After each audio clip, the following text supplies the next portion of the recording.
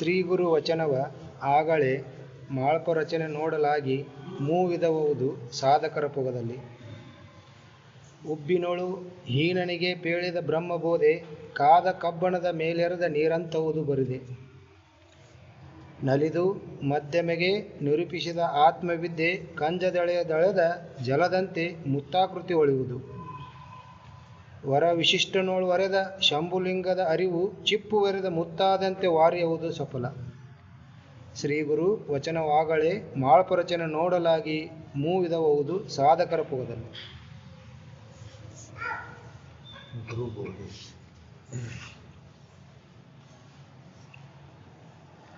ಬೋಧಿ ಒಂದೇ ಇದ್ರು ಫಲಗಳು ಭಿನ್ನ ಆಗ್ತಾವೆ.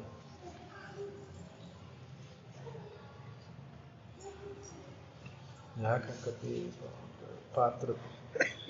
ಪಾತ್ರತೆ ಬೇಕು.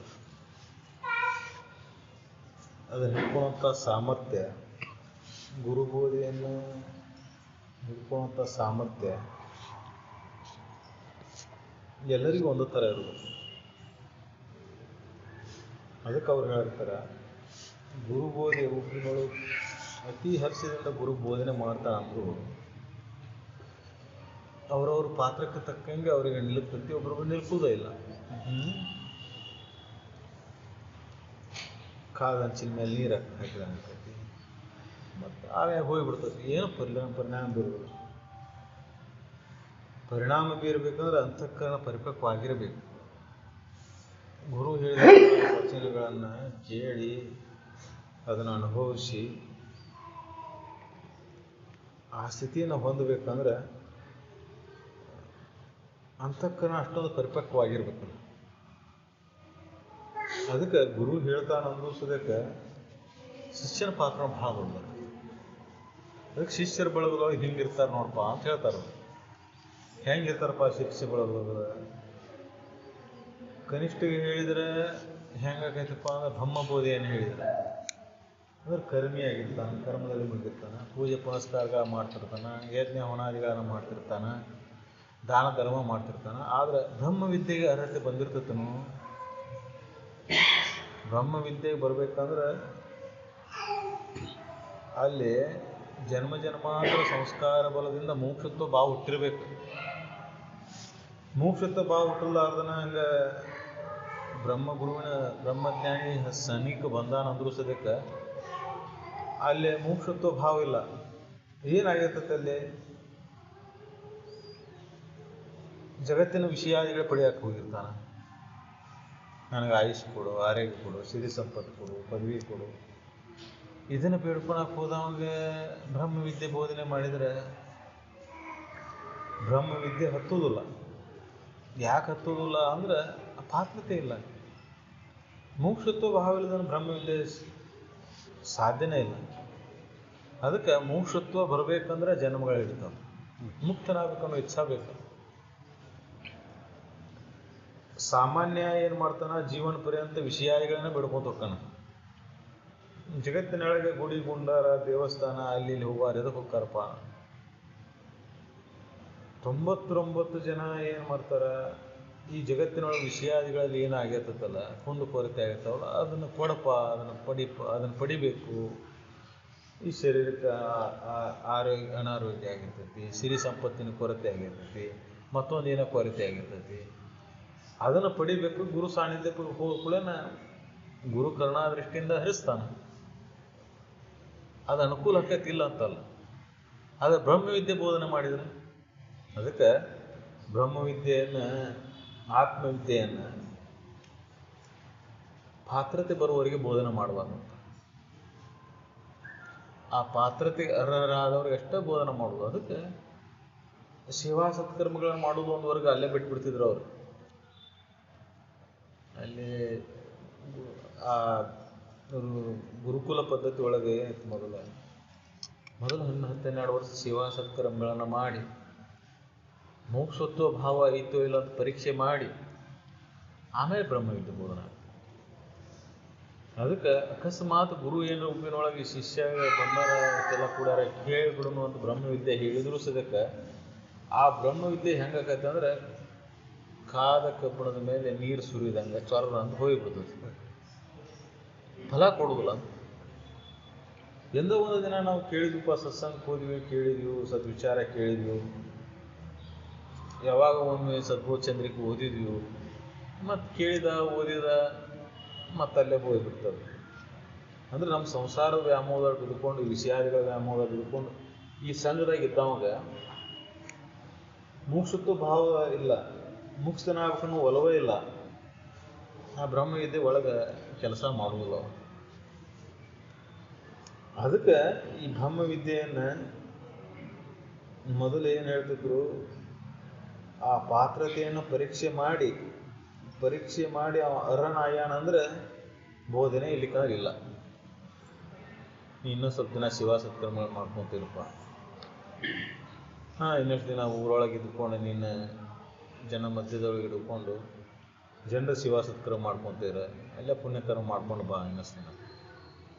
ಅದನ್ನು ಮುಗಿಸಿ ಬಂದಾನಂದ್ರೆ ಮತ್ತೆ ಇಲ್ಲಿ ಶಿವ ಸತ್ಕರ್ಮ ಮಾಡ್ಕೊಂಡಿರಪ್ಪ, ಮಠದ ಆವರಣದೊಳಗೆ ಬಂದಿಯಲ್ಲ, ಆಶ್ರಮದ ಆವರಣದೊಳಗೆ ಬಂದಿಯಲ್ಲ, ಇಲ್ಲಿ ಶಿವ ಸತ್ಕರ್ಮಗಳು ಮಾಡ್ಕೊಂಡಿರು. ಮುಂದೆ ಪರೀಕ್ಷೆ ಮಾಡಿ ಮೋಕ್ಷತ್ವ ನಾನು ಆಗೇ ತೀರ್ಬೇಕನ್ನೋ ಇಚ್ಛಾ ಒಲವಿಂದ ಯಾರು ಬರ್ತಾರ ಅವ್ರಿಗಷ್ಟು ಬೋಧನೆ. ಅದಕ್ಕೆ ಅವ್ರು ಮುಂದುವರೆದು ಹೇಳ್ತಾರೆ, ಮಧ್ಯಮಿಗೆ ಹೇಳಿದ್ರೆ ಏನಾಗತಿ, ಮುತ್ತಿನ ಆಕಾರ ಕಾಣಿಸ್ತತಿ. ನೀರು ಅದ ನೀರಿನ ಹಣಿನ ಬಿದ್ದರೆ ಕಟ್ಟಿ ಚಿಪ್ಪಿನೊಳಗೆ ಬಿತ್ತಂದ್ರೆ ಮುತ್ತಾಕತಿ. ಅದ ಕಾದ ಕಬ್ಬಣದ ಮೇಲೆ ಬಿದ್ದರೆ ಚೊರಂದು ಹೋಗ್ತತಿ. ಅದ ಆ ತಾವರೆ ಎಲೆ ಮೇಲೆ ಬಿತ್ತಂದ್ರೆ ಮುಂಜಾನೆ ಬೆಳಗ್ಗೆ ಮುತ್ತಿನ ತನಕ ಕಾಣಿಸ್ತತಿ, ಮುತ್ತಾಗಿಲ್ಲ. ಹಿಂಗೆ ಬ್ರಹ್ಮಬೋಧೆ ಸದ್ಗುರುನಾಥ ಬೋಧನೆ ಮಾಡ್ಯಾನಂದ್ರೂ ಸದ್ಯಕ್ಕೆ ಸದ್ಬೋಧ ಚಂದ್ರಿಕೆ ನಾವು ದಿನ ಓದ್ತೇವೆ. ಯಾರಿಗೆ ಮೋಕ್ಷತ್ವ ಭಾವ ಬಂದದ ಅರ್ಥಾನುಸಂಧಾನ ಮಾಡಿ ಮನಸ್ಸು ನಿಂತತಪ್ಪ, ಇನ್ನೂ ಒಬ್ಬರಿಗೆ. ಮತ್ತು ಈ ವಿಷಯಾದಿಗಳು, ಜಗತ್ತಿನ ವಿಷಯಾದಿಗಳು, ಈ ಭೋಗಗಳೆಲ್ಲ ಅನಿಸಿ ಇದರಿಂದ ದೂರ ಸರ್ದಾರ ಎಷ್ಟು ಜನ ಅದಿರಪ್ಪ, ಇಲ್ಲಿ ಒಬ್ಬರು. ಅದಕ್ಕೆ ಈ ಜನ್ಮಾಂತರ ಸಂಸ್ಕಾರ ಬಲ ಜೋರಾಗದ ಪಾತ್ರತೆ ಬರಲಾರದನ ಬ್ರಹ್ಮವಿದ್ಯೆ ಈ ರೀತಿಯಾಗಿ ಪರಿಣಾಮ ಬೀರ್ತದೆ ನೋಡಪ್ಪ. ಒಬ್ಬಗ ಏನೇನೂ ಪರಿಣಾಮ ಇಲ್ಲ, ಒಬ್ಬಗೆ ತಿಳಿದ ಅನಿಸ್ತತಿ, ಕಾರ್ಯರೂಪಕ್ಕೆ ಬಂದಿರೋದಿಲ್ಲ. ಕಾರ್ಯರೂಪಕ್ಕೆ ಬಂದದ್ದಕ್ಕೆ ಅರ್ಥ ಏನಪ್ಪ, ಅದಕ್ಕೆ ಕ್ರೂ ಏನು ಅಂದ್ರೆ ಮನಸ್ಸು ನಿಶ್ಚಲ ಆಗಿದೆ. ಎಲ್ಲ ವಿಷಯಾದಿಗಳನ್ನು ಮನಸ್ಸಿನಿಂದ ಸರದ ಮನಸ್ಸು ಸ್ತಬ್ಧಾಗಿ ಆನಂದದ ಭಾವದಾಗ ಯಾವಾಗ ಉಳಿಯುತ್ತೆ. ಅಂಥ ಶಿಷ್ಯ ಸದ್ಗುರುನ ಸಾಂಖ್ಯಕ್ಕೆ ಬಂದಾಗ ಶ್ರವಣಕ್ಕೆ ಸಮಾಧಿ, ಕೇಳ್ತಾ ಸಮಾಧಿಗೆ ಹೋಗ್ಬಿಡ್ತಾನೆ. ಕೇಳ್ತಾ ಮನಸ್ಸು ನಿಶ್ಚಲ ಆಕತಿ, ಜಗತ್ತು ಮೆರಿತಾನ, ಶರೀರ ಮೆರಿತಾನ, ನಾನು ನಂದು ಅಂತ ಮಮಕಾರ ಅಹಂಕಾರಗಳೆಲ್ಲ ಶೂನ್ಯ ಆಗಿಬಿಡ್ತಾವ ಆ ಕ್ಷಣದೊಳಗೆ. ಆ ಕ್ಷಣದಿಂದನೇ ಸಮಾಧಿ ಸ್ಥಿತಿ, ಆ ಕ್ಷಣದಿಂದ ಆನಂದ ಭಾವ. ಅಂಥ ಅಂತಃಕರಣ ನಮ್ದು ಆಗ್ಬೇಕಲ್ಲ. ಅದಕ್ಕಿಲ್ಲಿ ನಾವು ಯಾವ ಹಂತದೊಳಗದೇವು ಅನ್ನೋದು ವಿಚಾರ ಮಾಡಿ. ಈ ಪದ್ಯದೊಳಗೆ ಏನು ಹೇಳ್ತಾರೋ, ಕಾದ ಕಬ್ಬಣ ಆಗಬಾರ್ದು, ಸ್ವಲ್ಪ ಹೋಗ್ಬಿಡ್ತಂದ್ರೆ ಅಂದ್ರೆ ವಿಷಯಾದಿಗಳಲ್ಲೇ ತಿರುಗಿ ವಿಷಯಾದಿಗಳಲ್ಲಿ ಹುಡುಕಿ ವಿಷಯಾದಿಗಳ ಸಂಘದೊಳಗೆ ಬೆರೆತು ಆಗಿ ಭಾವದಾಗ ಉಳಿದ್ಬಿಟ್ಟಿರ್ತಾನೆ. ಜಗತ್ತಿನ ಬ್ರಹ್ಮಬೋಧೆ ಆಗಲಿ, ಸದ್ವಿಚಾರ ಆಗಲಿ, ಸಚ್ಚಿಂತನೆ ಆಗಲಿ ಹಿಡಿಸೋದಿಲ್ಲ. ಏನೋ ಬಂದು ಕುಂತ್ಕೊಂಡಾನಂದ್ರೂ ಈ ವಿಚಾರ ಒಳಗೆ ಹೋಗೋದಿಲ್ಲ. ಮನಸ್ಸು ಎಲ್ಲೋ ಇರ್ತೈತಿ, ವಿಚಾರ ಏನೇನೋ ನಡೀತಿರ್ತೈತಿ. ಅದನ್ನು ಸೇವಾ ಸತ್ಕ್ರಮ ಮಾಡೋದ್ರೆ ಜಿಗಾಡ್ ಮಾಡ್ತಾನೆ. ಸ್ವಲ್ಪ ಕಸ ಹೊಡ್ಕೊಂಬಾರಪ್ಪ, ಕಸ ಹೊಡ್ಕೊಂಬರ್ತಾನ, 4 ಮಂದಿಗೆ ಊಟ ಬಡಿಸ್ತಾನ, ಸೇವಾ ಸತ್ಕ್ರಮ ಮಾಡೋದು ಮಾಡ್ತಾನೆ. ಆದರೆ ಸದ್ವಿಚಾರ ಸಚ್ಚಿಂತನೆ ಕುಂತರೂ ಸದ್ಯಕ್ಕೆ ಮನಸ್ಸು ಇರೋದಿಲ್ಲ. ಮನಸ್ಸಿನ ಚಂಚಲ ವೃತ್ತಿ ತೀವ್ರ ಆಗಿಬಿಟ್ಟಿರ್ತದೆ. ಅದಕ್ಕೆ ಇದನ್ನು ಸದ್ಗುರುವಿನ ಮುಖಾಂತರ ಕೇಳಿದ್ರೂ ಸದ್ಯಕ್ಕೆ ಹಿಂಗೆ ಪರಿಣಾಮ ಐತೆ ನೋಡಪ್ಪ. ಇದು ಕೇಳುವಂಥ ತಕ್ಷಣ ಮೋಕ್ಷ ಆಗಕ್ಕೆ ಸಾಧ್ಯ ಇಲ್ಲ, ನಮ್ಮ ದುಡುಕಿ ಬೇಕಾಕತ್ತಿಲ್ಲ ಅಂತ ಸದ್ಗುರುನ ಹೇಳ್ಯಾನ. ಶಿವಾನಂದವ್ರು ಹೇಳ್ಯಾರ, ಅವ್ರ ಬಾಯಿಲೆ ಕೇಳೇವಂದ್ರೆ ಅವ್ರ ಬಾಯಿಲೆ ಕೇಳಿದ್ರೆಲ್ಲ ಮುಕ್ತರಾಗುವುದಿಲ್ಲ. ದುಡುಕಿ ಬೇಕಲ್ಲ ಅದ್ರ ತಕ್ಕಾಗಿ. ಅವ್ರು ಹೇಳ್ಯಾರ, ನಿಂದ ದುಡುಕಿ ಏನೈತಿ, ನಿಂದ ಪಾತ್ರತೆ ಏನೈತಿ, ಏನೋ ಪುಣ್ಯದ ಬಲ ಜೋರದಿಂದ ಸಮೀಪಕ್ಕೆ ಬಂದು ಸದ್ಗುರುನಾಥನ ಬೋಧೆ ಸಿಕ್ಕೈತೆ ಅಂದ್ರೆ ಪುಣ್ಯ ನಿಂದ ಬಲ ಜೋರು. ಅದನ್ನು ಎಷ್ಟು ಉಪಯೋಗ ಮಾಡ್ಕೊನಿ, ಅಲ್ಲಿ ಪಾತ್ರತೆ ಏನೈತಿ ನೀನು.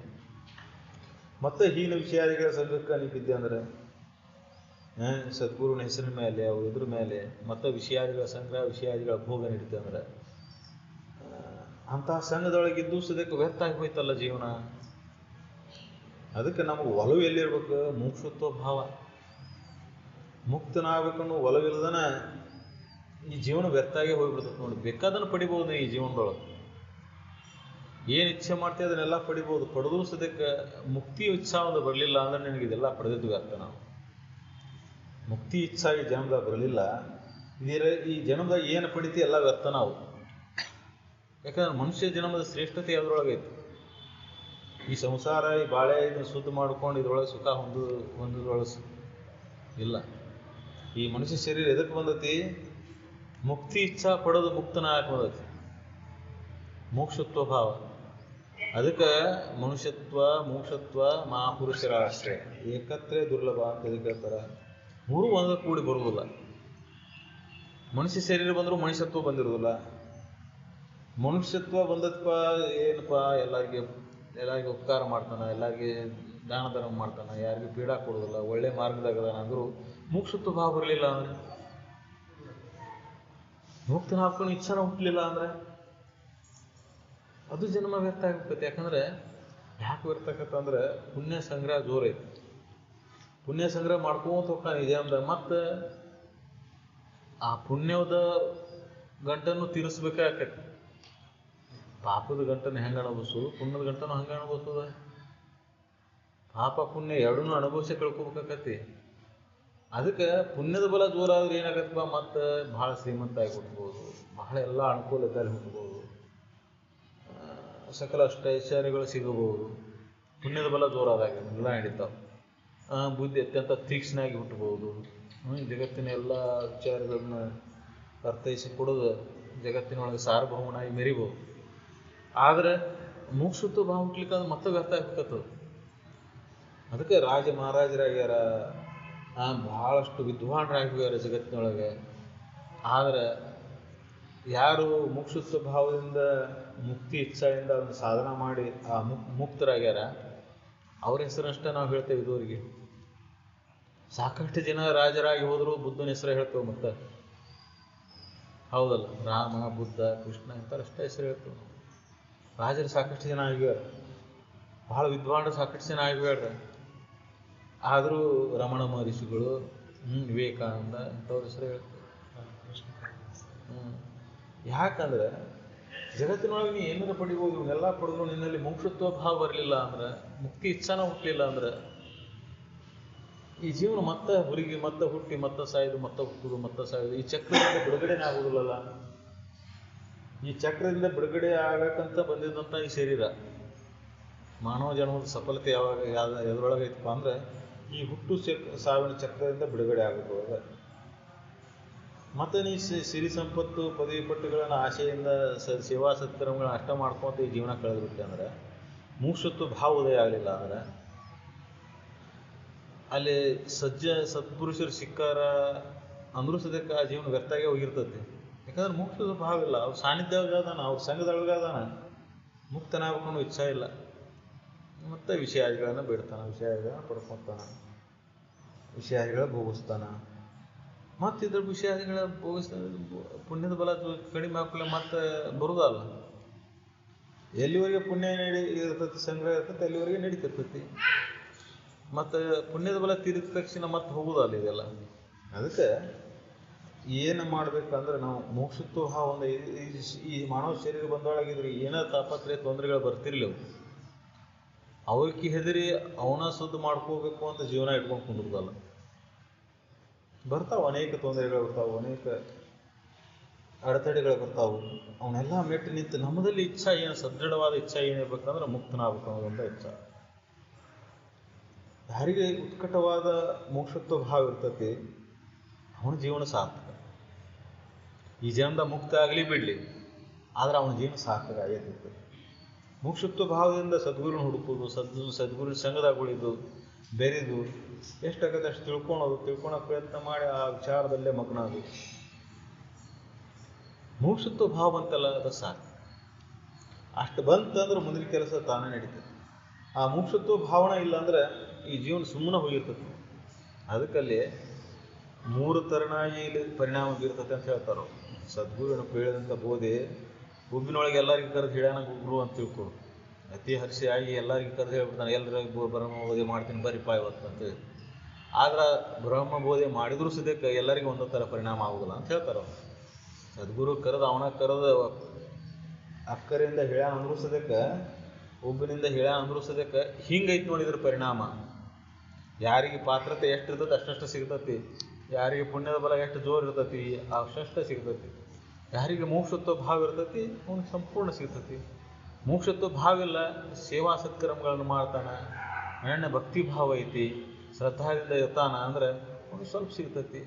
ಇವೆರಡೂ ಇಲ್ಲ ಅಂದ್ರೆ ಕನಿಷ್ಠಿಗೆ ಏನಾಗ್ತೈತಿ, ಸುಮ್ಮನೆ ಯಾವುದೋ ವಿಷಯಕ್ಕೆ ಆಸೆಗೆ ಬಂದು ಸೇರಿರ್ತಾನೆ, ಆ ವಿಷಯದ ಆಸೆ ಅಷ್ಟೇ ಸಿಗ್ತಾವೆ, ಅದನ್ನು ಪಡಿತಾನೆ. ಮತ್ತು ಸಿರಿ ಸಂಪತ್ತು ಸಿಗ್ಬೋದು, ಅಟ ಏನು ತಿನ್ನಕ್ಕೆ ಉಣ್ಣಕ್ಕೆ ಆಯುಷ್ಯ ಆರೋಗ್ಯ ಅನುಕೂಲ ಆಗ್ಬೋದು ಇದೆಲ್ಲ.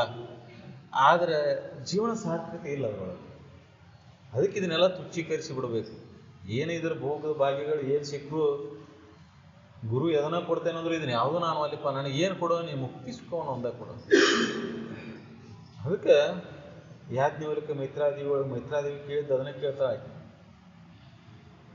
ಈ ಜಗತ್ತನ್ನು, ಈ ಸಂಸಾರವನ್ನು, ಈ ರಾಜ್ಯವನ್ನು, ಎಲ್ಲ ಸಿರಿ ಸಂಪತ್ತನ್ನು ಬಿಟ್ಟು ಹೊಂಟಿಯಲ್ಲ, ನೀನು ಏನು ಪಡೆಯಕ್ಕೆ ಹೊಂಟಿ, ಏನು ಪಡೆದು ಇದನ್ನೆಲ್ಲ ಬಿಟ್ಟು ಹೊಂಟಿ ಅದನ್ನು ನನಗೆ ತಿಳಿಸ್ಕೊಡಂತ. ಅಂತಹ ಸತಿಪತಿಗಳು ಸಿಗೋದು ಭಾಳ ದುರ್ಲಭ. ಇಬ್ಬರಿಗೂ ಮೋಕ್ಷತ್ವ ಭಾವ, ಇಬ್ಬರೂ ಮುಕ್ತನಾಗಬೇಕನ್ನೋ ಇಚ್ಛೆ, ಗಂಡ ಹೆಂಡತಿಗೆ ಕೂಡಿ ಅಂತಹ ಸಿಗೋದು ಭಾಳ ಪುಣ್ಯದ ಬಲ ಜೋರಿದ್ದಾಗ ಸಿಗೋದು. ಅದಕ್ಕೆ ನಾವು ಆ ಪುಣ್ಯದ ಬಲ ಜೋರಿದ್ದಾಗ ಅದನ್ನು ಸದುಪಯೋಗ ಮಾಡ್ಕೊಂಡು ಏನು ಮಾಡಬೇಕು, ಸದಾ ಸಚ್ಚಿಂತನೆಯಲ್ಲಿ ಮುಗುವುದು. ಈ ವಿಷಯಾದಿಗಳ ಚಿಂತನೆಯನ್ನು ಇದು ಏನೈತಲ್ಲ ಸಂಸಾರ ಭಾಳ ಬೇರಿಕೈತಿ, ಭಾಳ ಥರ ಪರೀಕ್ಷೆ ಮಾಡ್ತತಿ ನಿನಗೆ. ಒಂದು ಹೆಚ್ಚಿಗೆ ಕೊಡ್ತೈತಿ, ಒಂದು ಕಡಿಮೆ ಕೊಡ್ತೈತಿ, ಒಂದು ಬೇಕು ಅನಿಸ್ತತಿ, ಒಂದು ಬ್ಯಾಡ ಅನಿಸ್ತತಿ, ಮತ್ತು ತನ್ನಂಗೆ ಎಳ್ಕೊಳಕ ನೋಡ್ತಿರ್ತದೆ, ಪ್ರಯತ್ನ ಮಾಡ್ತತಿ. ಇದಕ್ಕೆ ಯಾವತ್ತೂ ಹೆದರಬಾರ್ದು. ಒಂದು ಬರ್ತಿರ್ತೈತಿ, ಒಂದು ಹೊಕ್ಕಿರ್ತೈತಿ. ಈ ಸಂಸಾರದ ಏಳು ಬೀಳು ಇರೋದೇ ಇದರೊಳಗೆ ಅಂತ ತಿಳ್ಕೊಂಡು ಇದನ್ನು ಉದಾಸೀನ ಭಾವನೆ ತಾಳೆ ನಮ್ಮ ಲಕ್ಷ್ಯ ಎಲ್ಲಿರ್ಬೇಕು, ನಮ್ಮ ಗುರಿ ಎಲ್ಲಿರ್ಬೇಕಂದ್ರೆ ಆ ಮೋಕ್ಷತ್ವದ ಕಡೆ ಒಂದ. ಯಾವಾಗಂತ ಗುರಿ ನಮ್ಮೊಳಗೆ ಉಳಿತೈತಿ, ಗಟ್ಟಿಯಾಗಿ ಉಳಿತೈತಿ, ಅವಾಗ ಸದ್ಗುರುವಿನ ಬೋಧೆ ಐತಲ್ಲ ಅಂತಃಕರಣಕ್ಕೆ ಮುಖ್ಯತಿರ್ತದೆ. ಆವಾಗ ಚಂಚಲ ವೃತ್ತಿದ್ದಂಥ ಮನಸ್ಸು ಅಂತ ಆಸ್ಪದಿಲ್ಲ, ಅದು ಅನಿವಾರ್ಯವಾಗಿ ನಿಶ್ಚಲ ಆಗಿರ್ತೈತಿ. ನಾವು ಆಸ್ಪದ ಕೊಡ್ತೇವೆ ಈ ಸಂಸಾರದ ಕಡೆ, ಇದ್ರ ಕಡೆ ಲಕ್ಷ್ಯ ಕೊಟ್ಬಿಟ್ವಿ ಅಂದ್ರೆ ಇದ್ರ ಕಡೆ ಒಲವು ಹೋಗಿಬಿಡ್ತೈತಿ.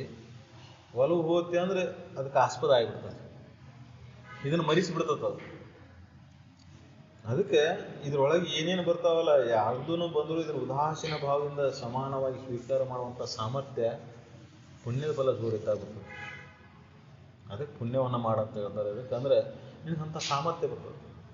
ಈ ಜಗತ್ತಿನೊಳಗೆ ಏನು ಬಂದರೂ ಎಲ್ಲವನ್ನೂ ಉದಾಸೀನ ಭಾವದಿಂದ ತಾವಂತ ಸ್ವೀಕಾರ ಮಾಡುವಂಥ ಸಾಮರ್ಥ್ಯ, ಸಿರಿತನ ಬರಲಿ, ಬಡತನ ಬರಲಿ, ರೋಗ ರುಜಿಗಳು ಬರಲಿ, ಕಷ್ಟಗಳು ಬರಲಿ, ಏನು ಬರಲಿ, ಅನೇಕ ರೂಪದಿಂದ ಬರ್ತೈತಿ. ಬಂಧು ಮಿತ್ರರ ರೂಪದಿಂದ ಬರ್ತಾವು, ಸತಿಸುತರ ರೂಪದಿಂದ ಬರ್ತಾವು. ಯಾವ ರೂಪದಿಂದ ಬರ್ತೈತಿ ಅಂತ ಅಡಚಣೆ ಹೇಳಕ್ಕೆ ಬರೋದಿಲ್ಲ. ಅಡಚಣೆಗಳು ಹೆಂಗೆ ಬರ್ತಾವು, ಯಾವ ರೂಪದಿಂದ ಬರ್ತಾವೆ ಹೇಳಕ್ಕೆ ಬರೋದಿಲ್ಲ.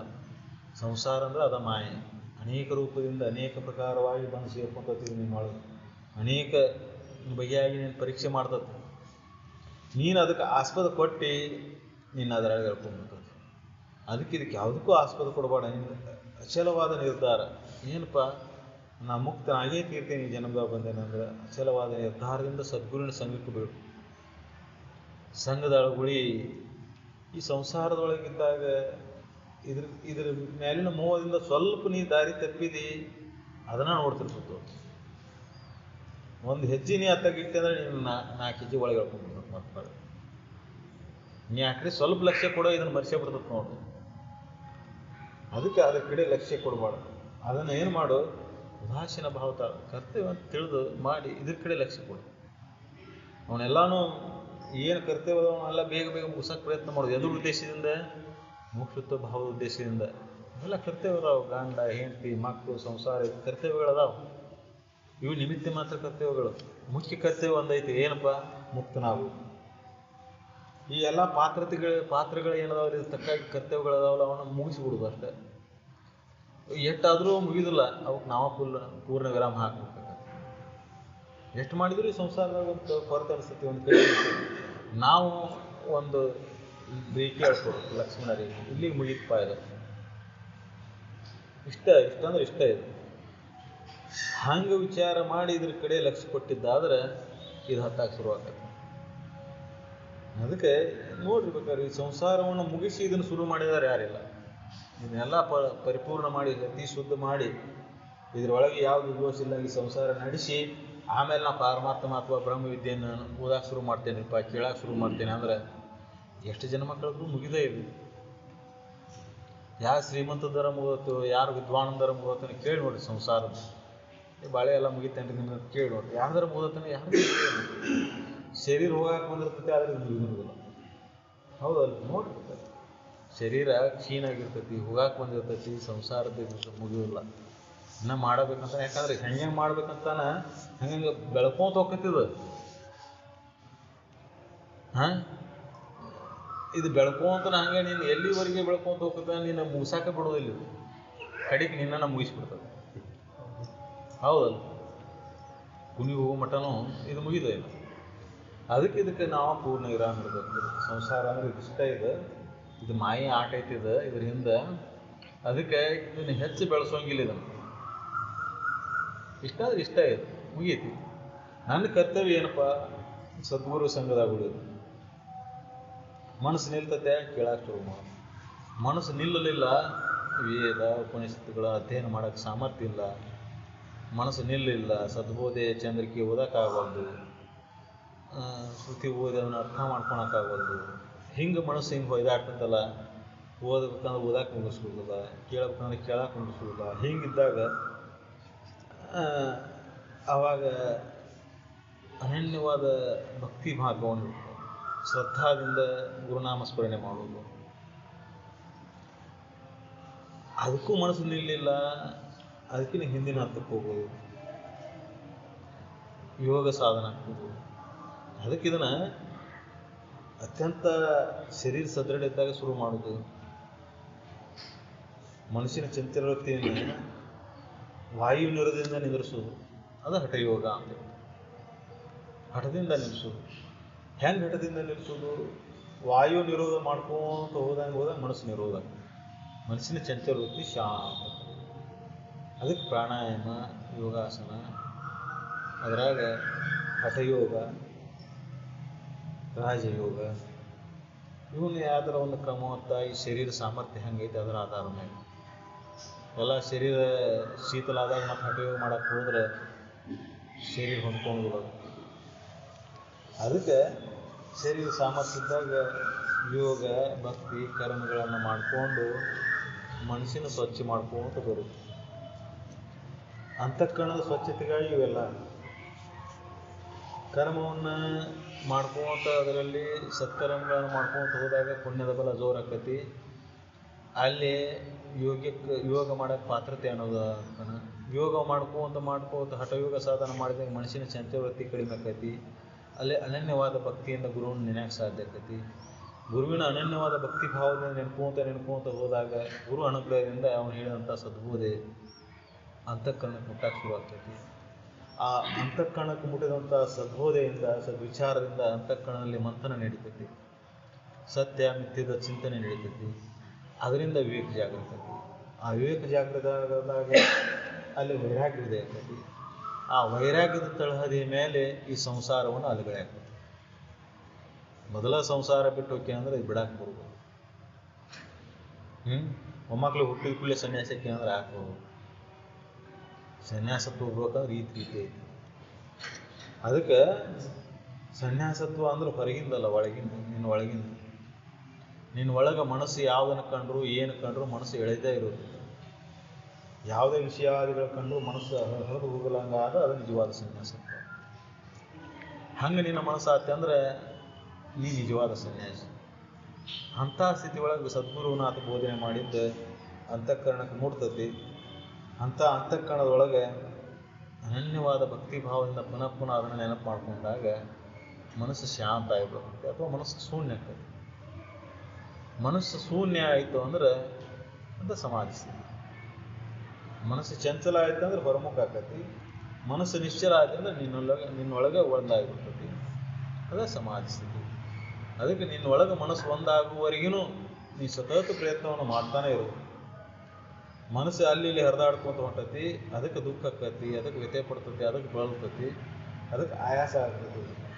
ಮನಸ್ಸು ನಿನ್ನೊಳಗೆ ಒಂದಾದಾಗ ಅದಕ್ಕೆ ಬಳಲಿಕ್ಕಿಲ್ಲ, ದುಃಖ ಇಲ್ಲ, ಅದಕ್ಕೆ ಆಯಾಸ ಇಲ್ಲ. ಅವಾಗ ಆನಂದ ಒಂದ ಅಂತ ಆನಂದಭರಿತವಾದ ಸ್ಥಿತಿಯನ್ನು ಮುಕ್ತಿ ಅನಿಸ್ತದೆ. ಮುಕ್ತಿ ಸುಖ ಅಂದ್ರೆ ಅದ. ಯಾವುದೂ ವಿಷಯಗಳ ಭೋಗಿಲ್ಲ, ಯಾವುದೂ ಇಂದ್ರಿಯಗಳ ಸಂಗಿಲ್ಲ, ವಿಷಯಗಳ ಭೋಗಿಲ್ಲ, ಇಂದ್ರಿಯಗಳ ಸಂಗಿಲ್ಲ, ಶರೀರ ಭಾವ ಇಲ್ಲ, ಮನಸ್ಸು ನಿಶ್ಚಲ, ಆನಂದದ ಭಾವ. ಅದ ಆನಂದದ ಭಾವಕ್ಕೆ ಮುಕ್ತಿ ಸುಖ ಅಂದ್ರೆ.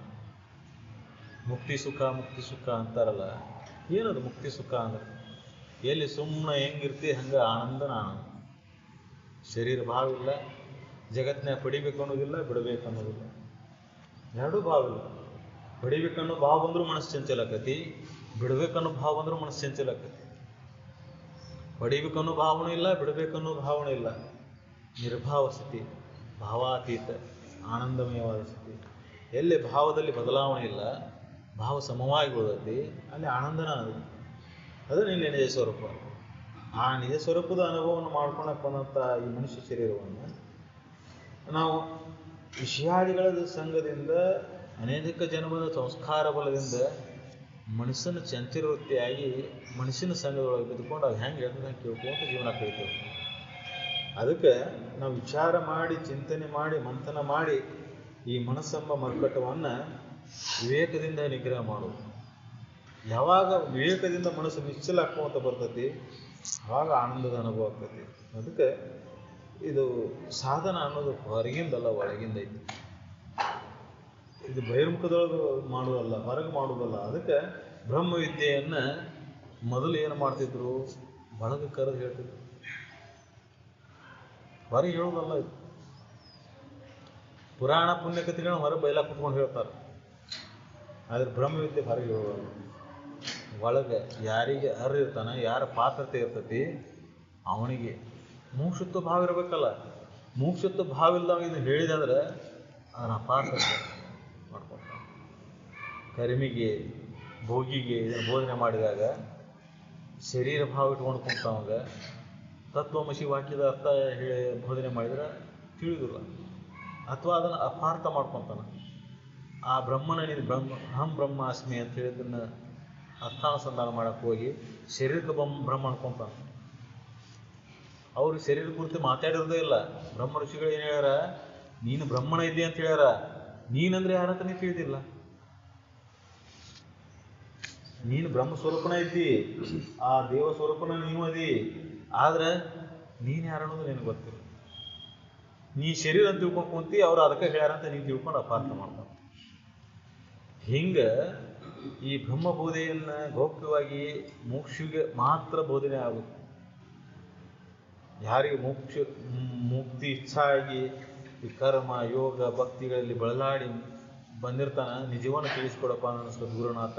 ಇದೆಲ್ಲ ಸುತ್ತಿ ಬಳಸಿ ಐತಿ, ಇದೆಲ್ಲ ಏನೇನೈತಿ, ನನಗೆ ಇಲ್ಲಿ ಮನಸ್ಸು ನಿಲುವಲ್ಲ ಐತಿ, ಮತ್ತೆ ಚಂಚಲ ವೃತ್ತಿ ಆಗೈತಿ, ಇದು ಸತ್ಯವನ್ನು ತಿಳಿಸ್ಕೊಡು ಅಂತ ಕೇಳಿದಾಗ ಇದನ್ನು ತಿಳಿಸ್ಕೊಡುವಂಥ.